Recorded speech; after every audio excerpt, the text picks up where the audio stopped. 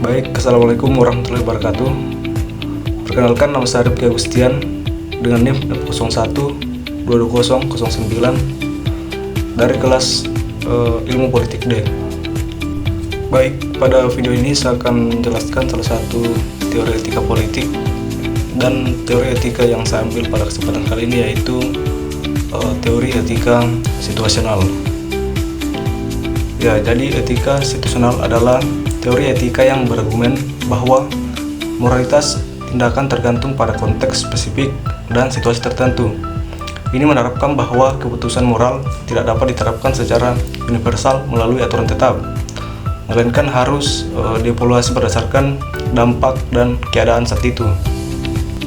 Tokoh utama yang mencetuskan teori ini yaitu Joseph Fletcher, yang memperkenalkan konsep ini dalam bukunya yang berjudul Situation Ethics, The New Morality, tahun 1966. Kemudian prinsip utama dari teori etika ini yaitu pertama, cinta sebagai prinsip utama. Fletcher berpendapat bahwa cinta harus menjadi dasar dari semua keputusan moral. Cinta yang dimaksud adalah cinta tanpa syarat yang mengutamakan kesejahteraan orang lain. Tindakan yang paling mencintai adalah tindakan yang paling benar, bahkan jika itu melanggar aturan moral yang konvensional. Kemudian yang kedua, konteks spesifik. Setiap situasi memiliki nuansa dan faktor unik yang mempengaruhi keputusan. Oleh karena itu, apa yang mungkin dianggap salah dalam suatu konteks bisa jadi benar dalam konteks lain. Contohnya dalam situasi darurat, berbohong untuk melindungi seseorang mungkin dianggap etis, meskipun umumnya berbohong dianggap salah. Kemudian yang ketiga itu fleksibilitas moral. Tidak ada prinsip moral yang absolut. Aturan dapat disesuaikan dengan mempertimbangkan hasil yang diinginkan. Ini berarti tidak ada hukum yang lebih tinggi daripada cinta. Kemudian keputusan harus mengutamakan hasil yang terbaik bagi semua pihak yang terlibat. Kemudian contoh pengaplikasian dari teori ini yaitu dalam konteks krisis kemanusiaan. Dalam semisal contoh situasi bencana, seseorang mungkin mengambil tindakan yang melanggar hukum. Contohnya semisal seperti mengambil makanan dari toko untuk menyelamatkan hidup orang lain. Keputusan ini dilakukan dalam konteks cinta dan kebutuhan mendesak. Kemudian kelebihan dari teori ini yaitu pertama, responsif terhadap kompleksitas. Pendekatan ini memungkinkan individu untuk mempertimbangkan nuansa dalam setiap situasi yang seringkali diabaikan oleh teori etika lainnya. Kemudian yang kedua, pendekatan manusiawi.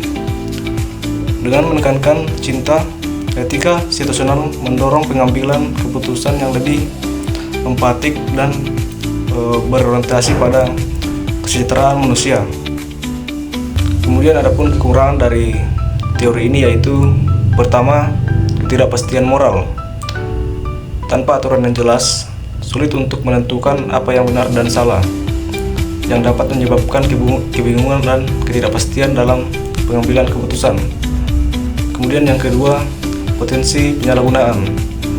Konsep cinta bisa disalahgunakan untuk membenarkan tindakan yang tidak etis. Misalnya contohnya seorang mungkin mengklaim bahwa mereka bertindak demi cinta sambil melakukan tindakan yang merugikan orang lain. Kemudian yang ketiga yaitu inkonsistensi.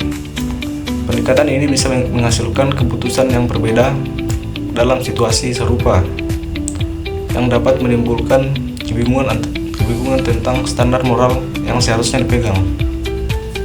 Kemudian kesimpulan dari teori ini yaitu etika situasional menawarkan perspektif yang fleksibel dan responsif dalam pengambilan keputusan moral dengan fokus pada cinta dan konteks. Namun penting untuk mempertimbangkan potensi kelemahan dan resiko yang terkait dengan pendekatan ini.